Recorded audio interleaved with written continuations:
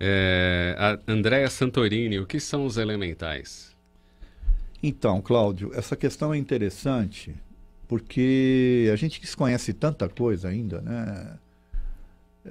A gente sabe, até estava falando do Ramatiz, né? Descrever o planeta Marte quando a gente ainda nem tinha chegado na Lua. Então a gente não conhece tanta coisa. Eu conheço pessoas que já viram, tá? Principalmente nas florestas e tal. A gente tem que pensar nas lendas que existem de duendes, de fadas, da onde vêm essas coisas, senão de pessoas que talvez tivessem tido contato com esses seres. Lá no livro dos Espíritos, o Allan Kardec, lá da questão 536 a 540, tem a ação dos espíritos nos fenômenos da natureza. E ali eles dão a entender que existem, em paralelo ao nosso desenvolvimento humano, espíritos cuidando especificamente da natureza, dos fenômenos da natureza e por aí afora, do Que equilíbrio. não são humanos. Eles, teoricamente, eles estão em paralelo. Ou eles têm uma hora que eles talvez migrem, né, para o desenvolvimento humano. Isso não está muito claro. Tem que estudar um pouco melhor isso daí. Tá? É informações que eles trazem. Então, são espíritos que são utilizados para esse processo aí de intervenção na natureza. Lá na Revista Espírita de março de 1860, tem um relato de uma manifestação de uma entidade desses espíritos, chamado... Ele se apresentou como o gênio das flores. E ele deu o nome de Etani.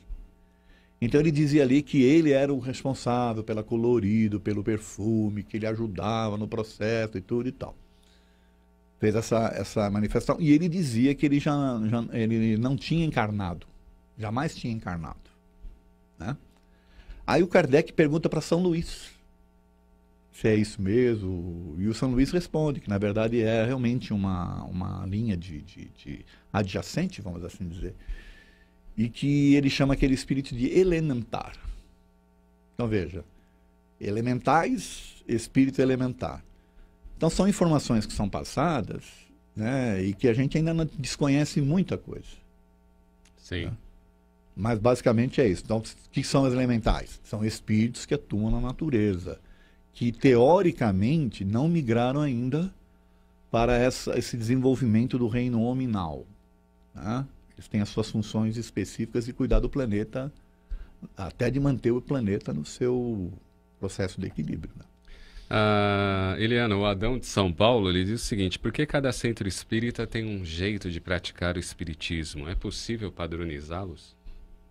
Creio que seja muito difícil, né? A gente vê aí as federações, a USE, querendo às vezes imprimir um jeito para que todo mundo adote, mas são pessoas, né? E os dirigentes, eu acho que isso é interessante, que seja diferente, né? Para a gente poder aprender com o outro. Eu acho que deixar tudo igual, não vejo que isso seja uma coisa que faça a gente aprender e crescer, não. Eu acho que a diferença é interessante.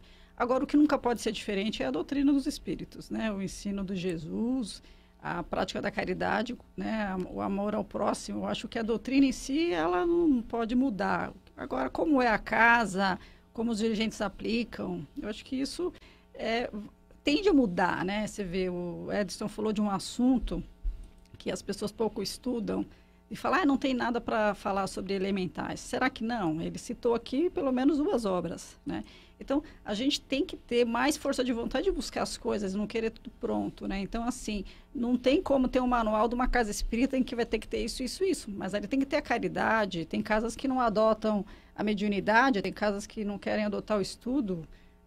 Tá errado? Não, mas eu acho que tem que aliar as 2 coisas, né? A teoria e a prática. Então, você tem que ter o estudo e ter o exercício da caridade, um trabalho de ajudar as pessoas que precisam, né? Essas coisas que não poderiam faltar. Agora, como é estruturado isso, hoje as casas espíritas, elas têm estatutos registrados, né? A gente tem que estar de acordo com as leis também, né? Para até ficar isento dos encargos sociais, aí tudo.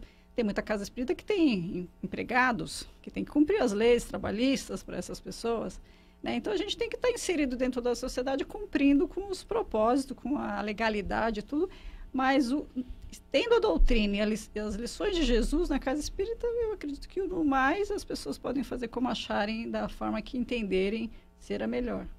Isso. Então, é que durante muito tempo, Cláudio, nós tínhamos... Hoje eu acho que já estão se padronizando um pouco mais, mas nós tínhamos o espiritismo à moda do médium. Né? E era em casa também, né? O espiritismo à moda do médium. Então, muitas casas espíritas nasceram, por exemplo, de benzedeiras, né? O próprio Manuel Bento, por exemplo, é um que surgiu de uma benzedeira. Quer dizer, a partir do trabalho que ela fazia na casa dela, que se criou uma instituição.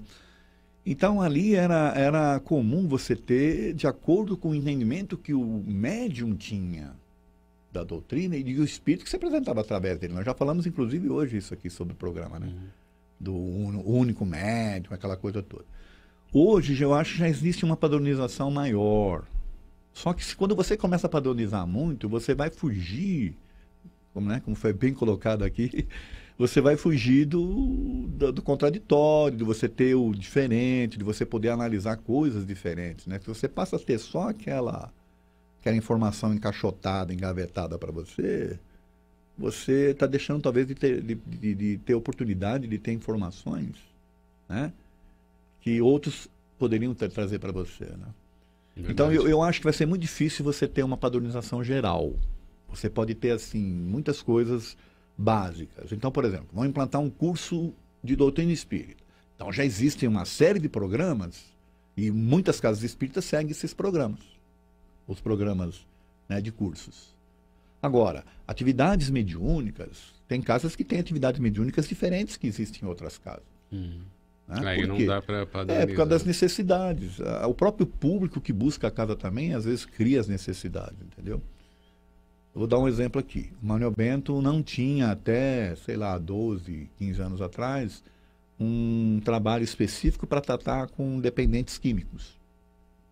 Aí, em função da quantidade de pessoas que buscavam, nós fomos buscar apoio, estudo e tal, para criar um trabalho específico para ajudar o tratamento com dependentes químicos.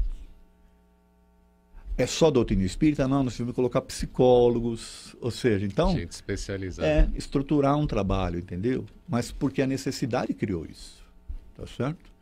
Então, como o movimento espírita é um movimento de liberdade, ele tem que continuar assim. Né? Padronizações, eles podem acontecer, mas você não pode padronizar o ensino dos espíritos. Isso aí fica meio... O ensino que eu falo é de você se adaptar ao espiritismo, né, às necessidades do ser humano.